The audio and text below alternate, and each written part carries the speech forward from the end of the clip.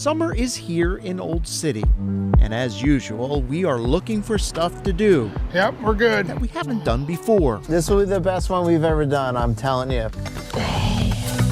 We packed up our gear and hit the cobblestones of Bill's cruiser. Then we got a bright idea. This is like one of those places that you've probably passed by 100 times and never actually went in.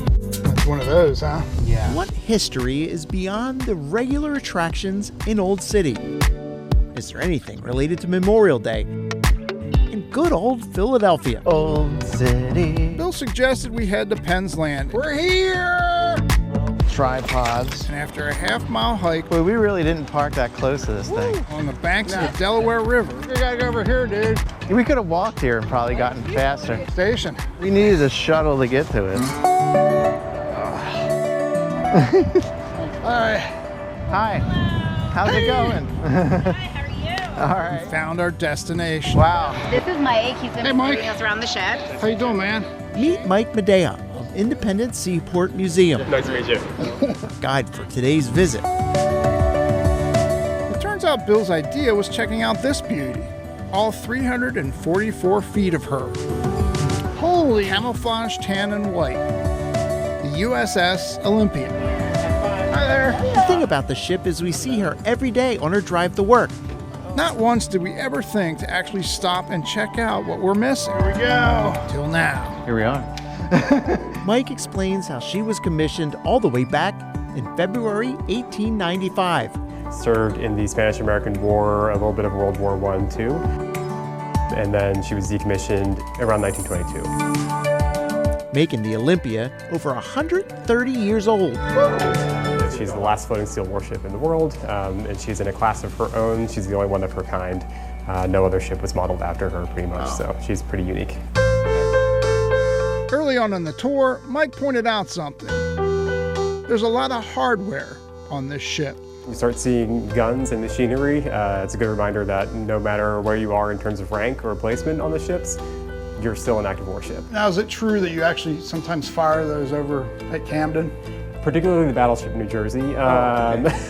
Just want to see what it can do? Yeah, right? It could have taken anywhere from 6 to 4 crew members to operate some of these and have them operational. You can see with that one too, everything would have had a kind of more open scope.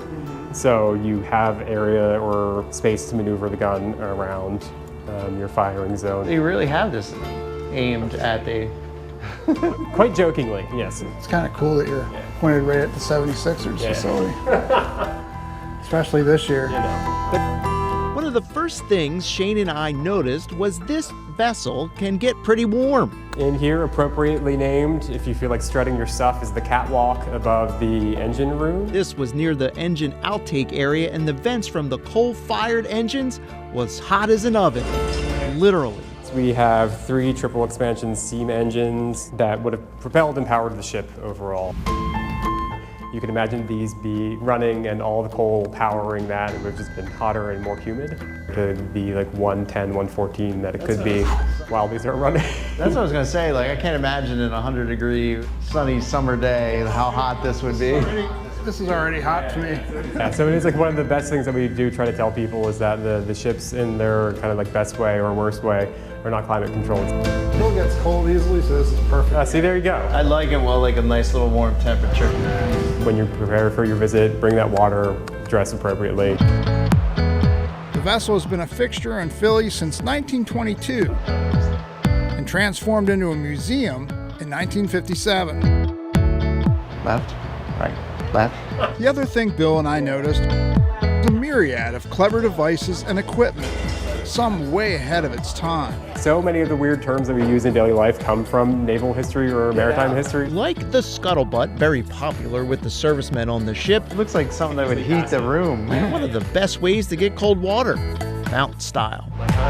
And the scores of hooks in the ceiling for hammocks, for the soldiers to sleep comfortably. You would be assigned your hammock number so you would know where to sleep and which hooks to use. Yeah. And lice were a big problem in the early 20s. You think there's still lice in there? Hopefully not. The medics knew how to deal with it. Lice baths. So you say that, you start to itch? You know, yeah, you just start to do it immediately.